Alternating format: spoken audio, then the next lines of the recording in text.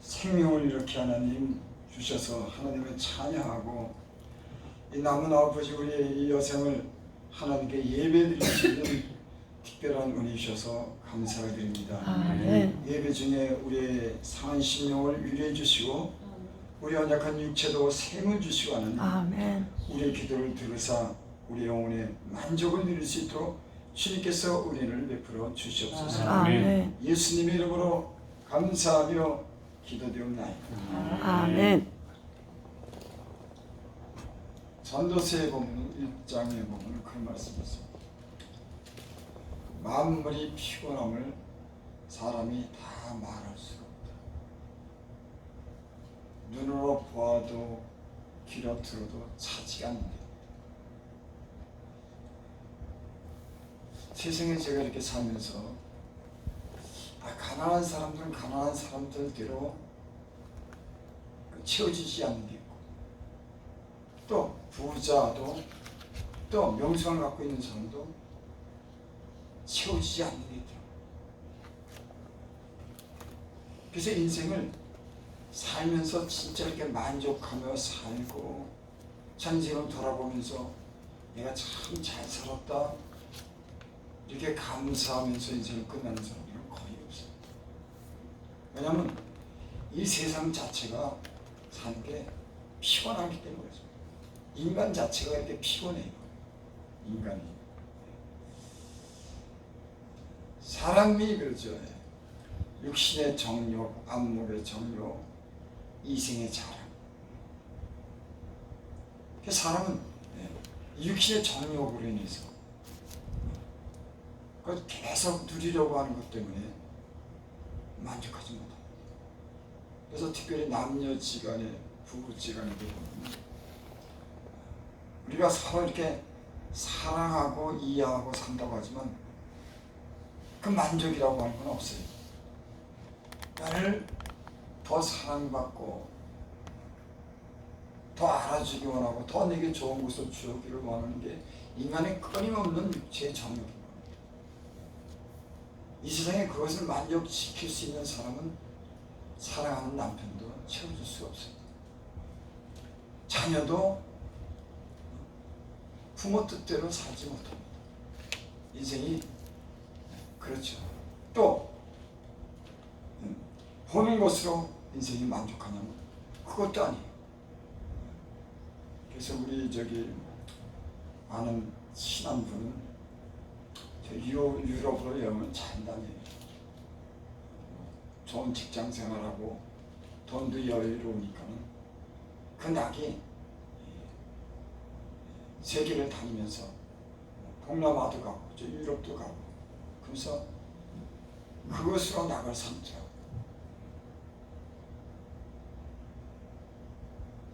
근데 보면 그 영혼은 공고한 것을 이렇게 느껴집니다. 왜 자꾸만 그런 것을 찾냐면 채워지지 않는 것이 있기 때문에 더 좋은 것을 보기를 원하고 좋은 것을 먹기를 원하고 그렇게 인간이 대략 그렇게 헤매고 살더라고요.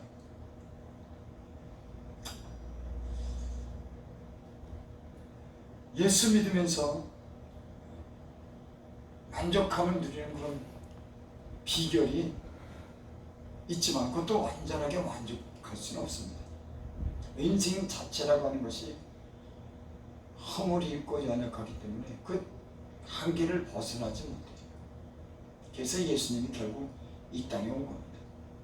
완전하지 못한 그런 불완전한 그런 인간을 위해서 완전한 분이 자기 몸을 희생시키면서 인간에게 자유를 줬어요. 죽으면서 우리가 주님과 함께 죽음으로 우리에게 영원한 생명의 자유를 주셨어요. 그래서 예수님을 통해서 우리는 만족함을 누리는 것은 우리가 예수 믿으면서 우리가 배우게 됩니다. 그러니까 우리가 세상은 점점 살아가고 내게 집착을 하고 내 육체를 사랑할수록 인간은 더 피폐해지고 자기에게 집착하고 나만 생각하고 사랑받으려고 하고 인정받으려고 하고 이런 그런 사람은 결국 그것을 만족하지 못한다고 하는 것은 결국 깨닫게 돼요. 우리가 잠시 사랑하는 사람 만나서 즐겁게도 살고 그러지만 그것으로 만족하지 못합니다. 또 우리가 잠시 집도 때로는 좋은 여행도 다니지만 그것으로도 만족하지 않습니다. 그래서 예수님 믿는 사람들은 예수님 안에서, 하나님 안에서 만족하는 법을 배우게 해요. 그래서 이 인생을, 많은 인생을 겪으면서 그걸 극복하게 합니다. 때로는 이 세상에서 주는 그 만족이 아니라도 하나님 안에서 누리는 그 만족을 배우게 돼요. 더 나아가서는 영원한 삶에 대해서 그런 만족을 우리는 가지며 살게 됩니다. 이게 궁극적으로 하나님이 인생들에게 하는 그런 일이에요. 고난이 있고 시련이 있지만 하나님 안에서 모든 만족이 있다고 하는 거예요. 예수 그리스도 안에서 그의 죽으심과 함께 죽은 그런 믿는 사람들에게 소망, 변치 않는 소망이 있다고 하는 걸 우리가 끊임없이 가르쳐줍니다. 여러분 지금까지 살아봤잖아요. 기도도 해보고 일도 해보고 절도 해보고 세상 즐거움도 누려보고 연단도 받아보고 죄에 대해서 책망도 받아보고 인생을 어떻게 하면 잘 살까, 하나님과 관계가 얼마나 좋아질까 수없이 그렇게 우리가 살아왔잖아요. 지금 우리는 그렇게 여지껏 살아왔습니다. 그렇지만 우리는 그렇게 살면서 결국 우리가 얻어지는 게 뭐냐면 하나님이 주신 은혜가 있어야 되겠다. 그걸 결론으로 내립니다. 항상 우리 인생의 모든 걸 삶 속에 결론으로 내리면 뭐냐면 하나님이 은혜가 있어야 삽니다. 아멘. 하나님의 도우심이 있어야 사는구나. 그걸 결국 가서 또 깨닫고 또 깨닫고 해서 우리는 때론 일이 하나님이 때론 안 풀리게 하면 하나님 앞에 갈 수밖에 없도록 하나님 그렇게 인도해요. 우리 가정에 문제가 생기면 하나님 앞으로 인도하도록 앞으로 부르십니다. 우리가 질병이 걸리면 하나님 앞에 우리를 가까이 부르시는 거죠. 그리고 그 해답이 하나님께 있다고 하는 거예요. 그게 치료가 되든지 해결이 안 되든지 간에 그 하나님의 뜻을 우리는 발견하게 됩니다. 하나님이 이래서 고난도 주신다. 하나님이 이 문제를 해결해야 되는구나. 하나님의 사랑을 입고 하나님 말씀대로 살아야 되는구나. 하나님을 바라보고 하나님을 가까이 하며 살아야 할 수밖에 없구나 하는 걸 점점 깨닫게 하는 거예요. 제가 여러 번 말씀드렸지만 이스라엘 백성은 하나님께서 그 광야로 인도했습니다. 푸른 초장으로 인도하고 그런 능력이 왜 없으시겠어요? 아주 땅도 좋은 땅, 따뜻한 땅, 그런 좋은 땅으로 하나님이 그들을 인도해야 되는데 그들을 광야로 인도했어요. 그 광야 풀 한 폭이 자라지 않는 곳입니다. 무서운 짐승들이 있는 곳, 불뱀이 있는 곳입니다. 정갈이 있는 곳이에요. 그것뿐입니까? 밤에는 춥고 낮에는 더운 그 수백만의 인구가 농사져서 먹고 살 수도 없는 그런 땅, 추위도 더위도 피해. 제가 어저께 부흥회 가면서 우리 목사님들과 함께 이렇게 잠시 어저께도 덥더라고요. 대낮엔 덥더라고요. 나이도 먹고 그래가지고 유적지인가 뭔가 어디 좀 보러 간다고 군산에 이렇게 좋은 데가 있어서 갔는데 잠시 걷는 것도 그 더운 날 피곤하다고. 젊은 사람도 더운 건 더운 거죠. 근데 한 30도 됐는데 더워서 피곤해서 걷기를 싫어하더라고요. 또 아주 병약한 분들은 가지도 못해요. 더워서 더 못 가겠다고. 근데 그 광야는 40도 50도 된다고 하니까 그걸 40년 동안 그 길을 걸어야 된다고 하니까 왜 하나님이 그 덥고 또 밤에는 추워서 견딜 수 없는 인도 차이가 그렇게 심하다니. 그러니까 수많은 사람이 그 더위에 추위에 견딜 수 없는 곳으로 하나님, 그리로 하나님이 인도하셨어요. 아니 좀 좋은 땅, 햇빛도 잘 드는 좀 고생하지 않는 그런 땅으로 이스라엘 백성을 인도해야 되는데 하나님은 그리로 인도했습니다. 그곳에서는 하나님이 아니면 살 수 없는 곳입니다. 여러분, 우리가 결론으로 갖게 되는 건 결국 그렇습니다. 하나님이 아니면 살 수가 없다고 하는 거예요. 하나님의 은혜로 인간은 산다고 하는 것을 하나님이 우리에게 가르쳐줘요.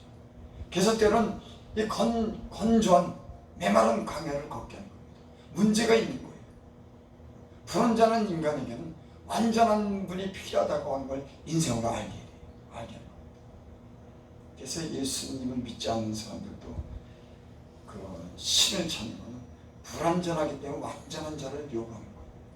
인간의 영혼은 그렇게 지음을 받았습니다. 번지한 하나님의 그 에덴 동산에서 쫓겨난 인간은 그 에덴으로 돌아가고 싶고 이젠 죽지 않기를 원하고 영원한 삶을 추구하고 고통받지 않는 그런 에덴으로 돌아가고 하나님으로부터 쫓겨난 그 하나님과 화해하고자 하는 그 인간의 마음이 있는 겁니다. 인간의 영혼의 본능은 다른 다 먹고 마시고 뭐 다 하는 그런 것도 있지만은 인간의 원초적인 본능은 뭐가 있냐면 하나님과 화해해야겠다. 그 완전한 그 하나님과 화평해야겠다. 그래서 에덴으로 돌아가야겠다. 그래서 사람이 죽는다고 하면서 내가 돌아간다. 인간에게서 영원한 삶을 살 수 있는 마음의 소원을 주셨어요. 영혼을 사모하는 마음을 주셨어요.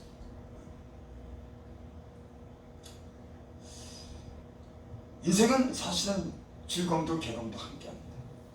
그렇지만 우리는 때로 기쁨을 누릴 때가 있어요. 세상이 주지 못하는 사람이 사랑한다고 사람끼리 사랑한다고 느끼는 그런 즐거움과 기쁨을 뛰어넘는 그 사랑을 주님 안에서 경험합니다. 또 우리가 세상에 돈, 무슨 명예, 자신의 어떤 재능을 가지고 자랑하는 그 많은 일보다도 주님 안에서는 그것을 넘는 기쁨과 어떤 그런 희열을 느낄 때가 있어요. 그래서 아마 예수 믿는 사람들은 예수 믿다가 고난이 와도 주님과 있다는 이런 극적인 만남을 통해서 영혼이 소생되고 영혼의 즐거움이 회복되고 주님으로 인해서 기뻐하는 법을 배우게 됩니다. 근데 그것이 또 오래가지 못해요.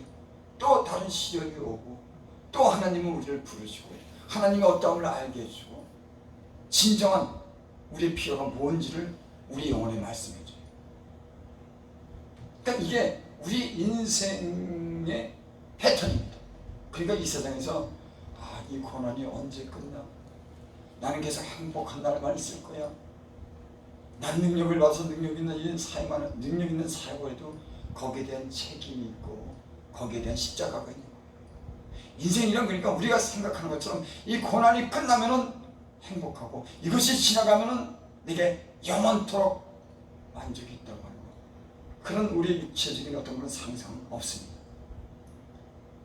오직 예수 그리스도가 우리를 위해서 죽으심으로 우리가 죄에서 자유함을 얻고 영원한 나라에 들어간다고 하는 이 소망감, 우리가 이 세상에 주님과 함께 더불어 살면서 그분의 그런 아름다움을 경험하고 거룩함을 경험하고 진실함을 경험하면서 주님 안에 쓴 신령한 기쁨을 영적으로 기쁠수록 그걸 누리고 그 세상에 주지 못한 그 만족을 실현한 사람은 그 만족을 누리면서, 그러니까 이 사도 바울 같은 사람들이나 우리의 우리 믿음의 선조들의 어떤 삶, 희생을 하면서 복음을 위해서 살면서도 그들은 감사하고 하나님께 영광 돌리고 남이 누리지 못하는 그런 기쁨을 누리고 살았어요.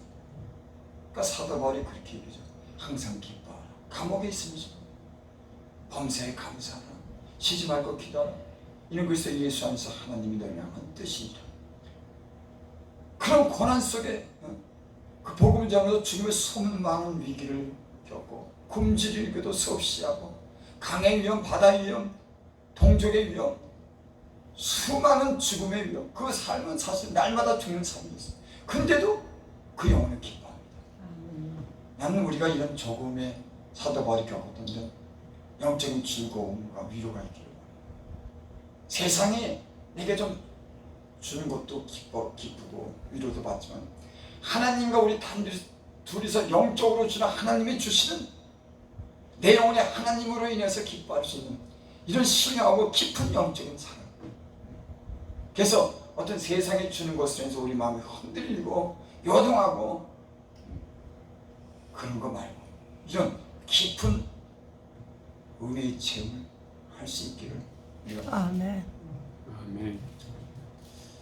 제가 은혜를 가장 많이 받았던 때는 사실은 하나님께 죄를 짓고 하나님이 내게 질병으로 징계하셨을 때 하나님 앞에서 회개하고 하나님이 주신 은혜를 회복했을 때 그때처럼 내가 깊고 그때처럼 하나님의 큰 사랑과 그 능력을 경험한 때는 없어요.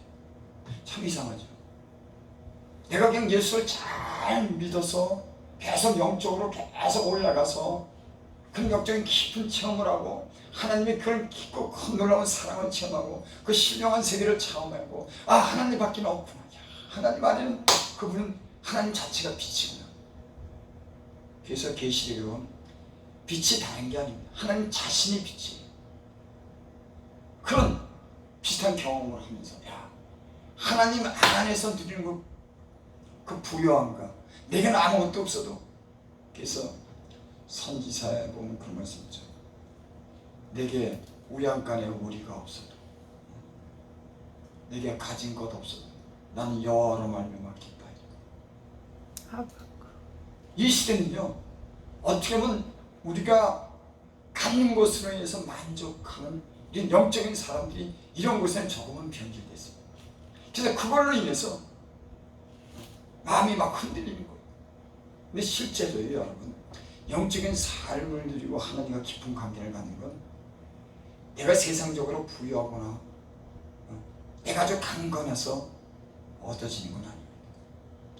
혹가다가 어떤 분은 나이가 90 몇인데 총장님으로 있는데 여자분인데 60살 같아. 60살 더 젊었어. 여기 유튜브가 나왔는데 얼마나 목소리가 맑고 아름답고 지금도 총장으로서 일하는데 그런 사람 진짜 많이 하나 특별하게 하나님의 그런 은총을 받고 사랑을 받은 사람도 있지만 대부분은 그렇게 살지 못해요. 진짜 우리가 깨끗하게 살고 거룩한 삶을 살고 그래서 하나님이 주신 그런 은혜가 우리에게 넘치는 삶을 계속 누리는 거 이거 거의 없어요. 대부분은 특별히 영적인 사람들 목사님들은 많은 어떤 그런 육체적인 고통이나 어떤 외부로부터는 어떤 그런 시련을 통해서 하나님의 그런 능력을 입습니다. 그리고 그 사명을 더 잘 감당할 수 있는 거예요. 그러니까 목사님들이 내가 편안하고 잘 먹고 잘 살고 아무 문제가 없어야지 이 일을 할 수 있다? 그거는 안 됩니다. 사도 바울 같은 사람도 그 복음의 능력이 어디서 나왔냐면 내가 예수 그리스도의 죽으심은 내 몸에 짊어지면 예수의 생명이 우리 몸에 나타나게 하렵니다. 예수의 생명이 우리 안에서 충만하고 풍성하게 나타나는 것은 예수 죽은 그 십자가를 내가 짊어졌기 때문에 예수의 생명이 우리에게 있습니다. 그러니까 사도 바울의 그 생명의 그런 역사나 사람을 살리고 그 숱한 그 진주 같은 그런 말씀은 어디서 나오냐면 고난 속에서 주님과 동행하면서 그 모든 몸소 겪고 영적인 그 교훈인 겁니다. 아멘. 여러분 편안해가지고는 여러분 영적으로 깊이 들어갈 수 없는 게 사실인 거예요. 그래서 주의 종들에게는 고난을 주는 거예요. 그 고난 속에서 우리는 깊은 영적인 것을 깨닫습니다. 저와 여러분들이 어떤 고난이 있습니까? 사도 바울도 사단의 가시를 하나님이 자고할까봐 편안하고 아니라고 자기 부유함에 자기 어떤 능력에 자고해서 하나님을 의지하지 않을까봐 사단의 가시를 내가 내게 줬다. 사도 바울 같은 사람이 그렇게 능력이 많으니까는 높아질 수밖에 없는 겁니다. 3층천에 올라갔다 왔죠. 죽은 자도 살리죠. 이 주옥 같은 말씀은 이 세상에 누구도 그렇게 기록할 수 없는 거예요. 얼마나 말이 유창한지. 그러니까 그 아는 만큼 본 만큼 자고하지 않도록 하신 게 있습니다. 제가 영적으로 이렇게 제가 이제 조금 차려지면서 깨닫는 게 뭐냐면, 만약에 우리에게 능력을 주고 사역을 감당할 수 있는 많은 사람을 붙여줬다면 그 책임도 뒤따르고 그만큼 십자가가 있어야지 감당하는 거예요. 그러니까 우리는 저거 감당해야지. 지금은 좀 선이든지, 하나님 내 수준에 맞게 해주세요. 그전에는 대한민국을 구할 수 있도록 하나님 내게 능력을 달라고. 대한민국은 무슨 대한민국이야. 자기 가정도 못 다스리는데 왜 치게 해야 되냐고요. 물론 그 용기랑 그 어떤 그런 그 불붙는 열정은 그건 좋은 거예요. 근데 지나놓고 이렇게 보니까 그만한 일을 하려고 그러면 그만한 책임이 있다는 거예요. 세상 이치가 돼요. 그러니까 여러분들에게 맡겨준 어떤 사역이 사람이 많을수록 하는 일이 많을수록 그 책임에 영적인 사람들은 반드시 그 책임을 묻습니다. 그리고 그 많은 자기가 다른 사람의 짐을 지고 고통을 감내할 수 있어야지만은 그 사역이 감당하는 거예요. 그러니까 우리는 그냥 신나게 감당하는 줄 알지만 아니에요. 사람의 영혼을 살리고 많은 사람들을 갖다가 인도하는 데는 그만큼 영향이 있어야 되는 거예요. 여러분, 우리는 막연하게나마 그런 걸 원하지만 제가 이렇게 가만히 보니까 그런 게 안 돼요. 여러분, 그래도 난 여러분의 마음에 꿈이 있기를 바랍니다. 여러분들이 책임질 일이 있고, 여러분들이 구원할 사람이 있고, 기도할 사람이 있고, 함께 할 수 있는 사람이 있어서 우리가 작은 짐에도 질 수 있는 서로 너희는 짐을 지라. 그리스도의 법을 성취하라.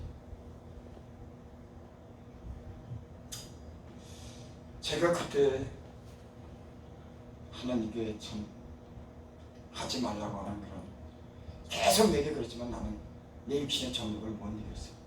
그래서 세상 즐거움에 따라 예수 믿은 지 아마 그때 은혜를 많이 받았는데 제가 35인가 6인가 은혜를 받았지만 세상 정욕을 못 이기더라고요. 예전에 살던 대로 또 돌아간 거예요. 무슨 어떤 자극을 받으면 못 견디더라고요. 화나서, 못마땅해서, 내 기분에 안 맞아서. 그러니까 아직 다듬어지지 않는 거죠.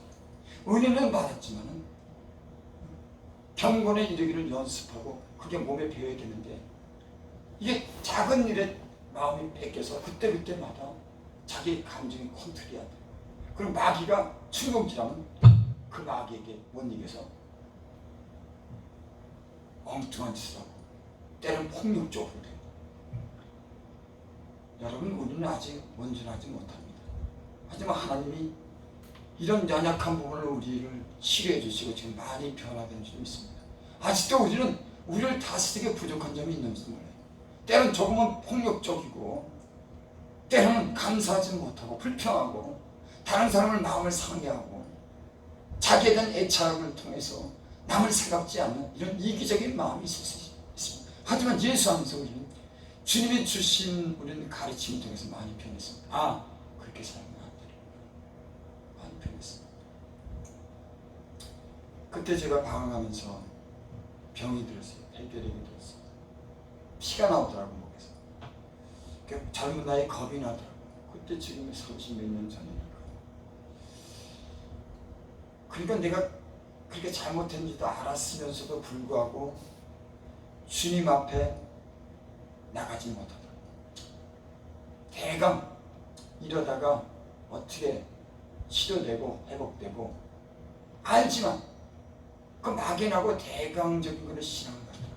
그래서 예전에 한 일을 계속 반복하니까 주님이 내게 두려움을 줘요. 몸을, 여러분, 죄를 지면 몸에 질병이 생깁니다.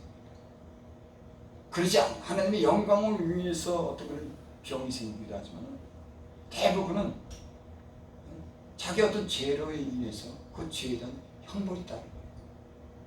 그래서 너희가, 그 사람이 내가 어찌 원망하랴. 사람은 자기 죄로 인해서 그 벌을 받느니라. 어찌 인간이 원망하랴. 그래서 우리가 대부분 모든 문제는 하나님이 우리가 요구하는 걸 영적인 수준에 이르지 못하고, 때는 우리 마음의 욕심이라든지 자기에게 너무 집착하기 때문에 마음의 평화를 이루지 못하고 주님의 주시는 은혜를 잊지 못하는 게 참 많습니다.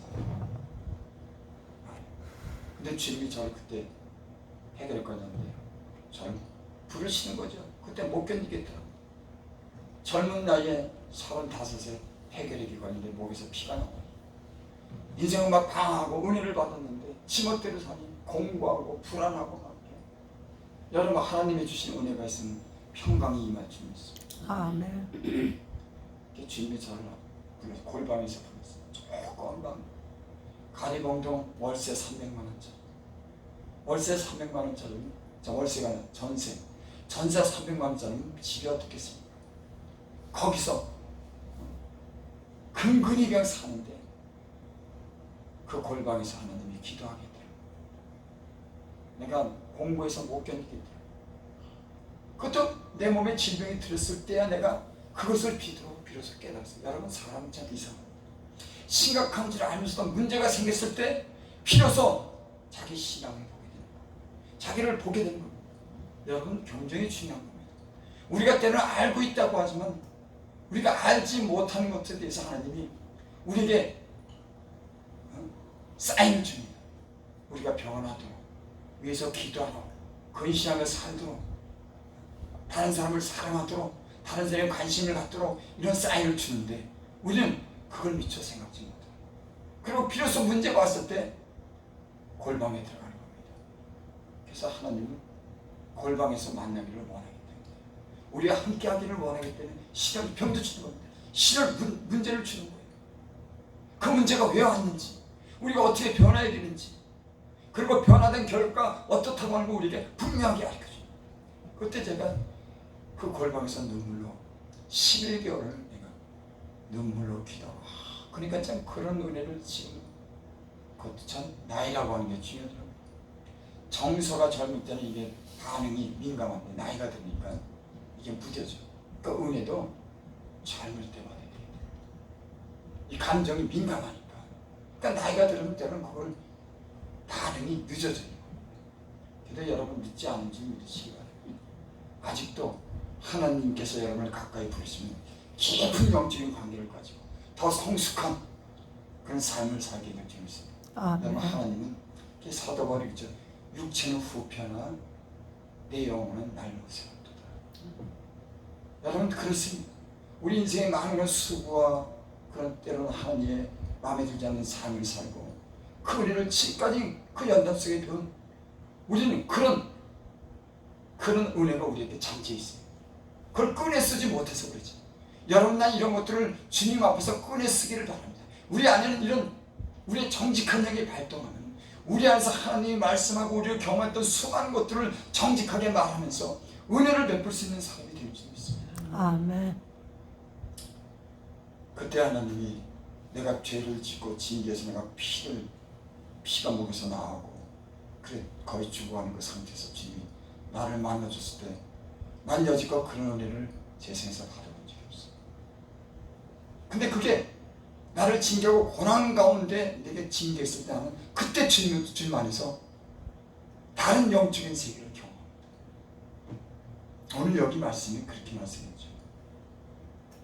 15절 지극히 존귀하며 영원히 거하며 거룩하다 이름하는 이가 이와 같이 말씀하시되 하나님은 존귀하고 영원히 거하시고 거룩하고 내가 높고 거룩한 곳에 있으며 또한 통회하고 마음이 겸손하며 여러분 하나님은 너무 높은 곳에 있어서 우리가 만날 수 없습니다.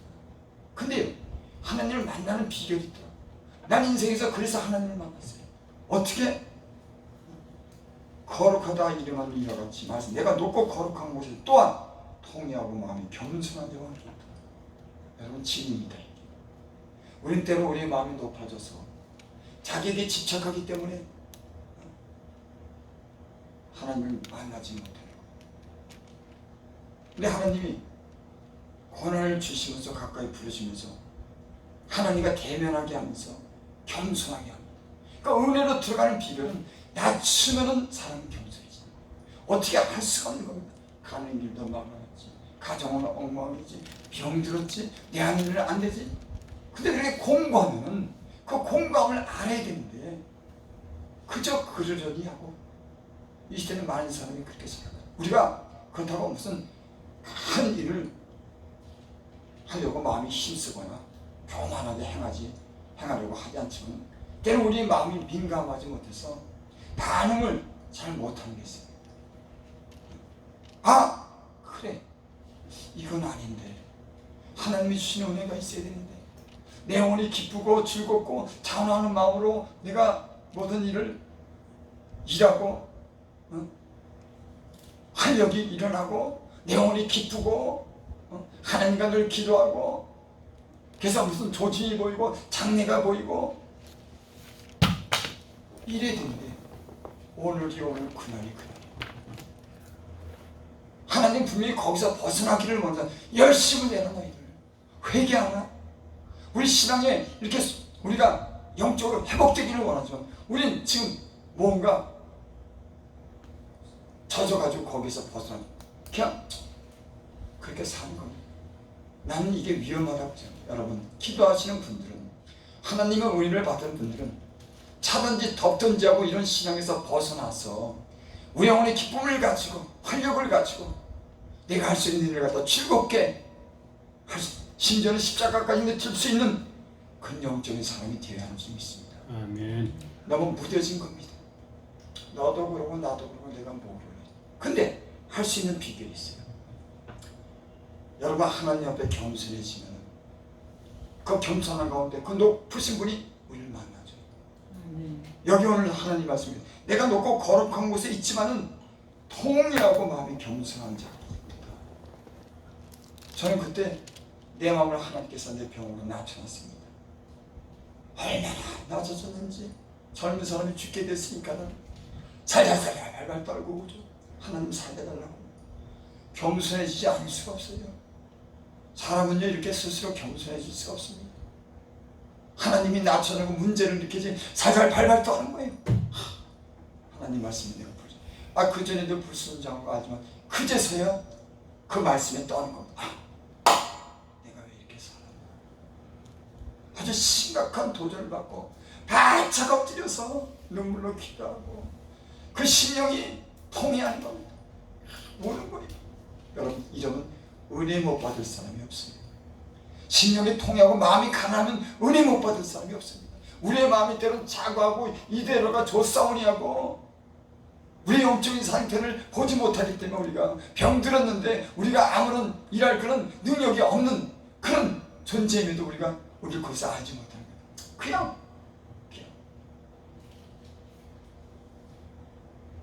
저는 하나님께서 이런 도전을 제게 다시 주시기를 원합니다. 그때 얼마나 기뻤는지 어디서 힘이 솟아나는지.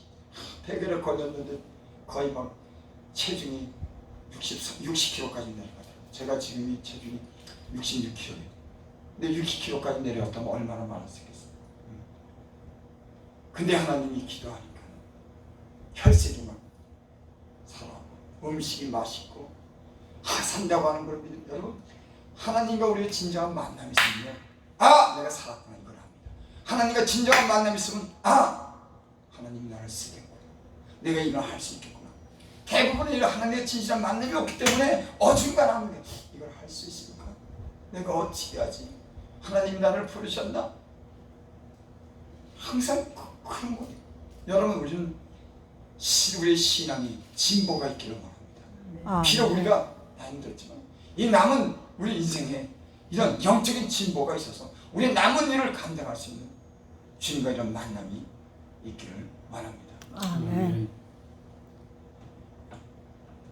또한 통의하고 마음이 겸손한 자와 함께 있다. 성경에는 겸손에 대해서 수없이 말합니다. 하나님이 교만한 자를 대식하시고 겸손한 자에게 은혜를 베푸시다. 교만한 자와 함께 있는 것보다 겸손한 자에게 함께 있는 것이 은혜가 있는 거죠. 겸손한 자에게는 내가 은혜를 베푼다. 겸손에 대해서 수없이 말합니다. 그리고 겸손한 사람들은 다 하나님의 은혜를 체험하게 됩니다. 여러분 나는 하나님의 우리를 볼 수 있는 그런 겸손한 은혜가 있기를 바랍니다. 내가 나를 봤을 때는 내가 그렇게 부족한 사람인지 모르는데 하나님이 어느 날 나를 가까이 부르시고 나를 연단하시면서 내가 고난 가운데 나를 부르셨을 때 하나님 앞에서 내가 비춰봤을 때 내가 죄인이구나. 내가 자랑할 것이 아무것도 없구나. 하나님 나를 긍휼히 여기시옵소서. 내게 하나님 은혜를 베푸시옵소서. 자기 모습을 이렇게 보게 되더라고요. 여러분, 하나님 안에서 하나님 비춰준 빛이 여러분들의 그 영혼에 빛을 비춰주시고, 우리가 비록 남루하고 우리가 어리석고 모자라도 우리가 범죄했을 때도 하나님의 빛이 통해서 우리 영혼이 새롭게 되고 용기가 생기고 시련받고 새로 일어날 수 있는 그런 힘이 있기를 바랍니다. 아멘.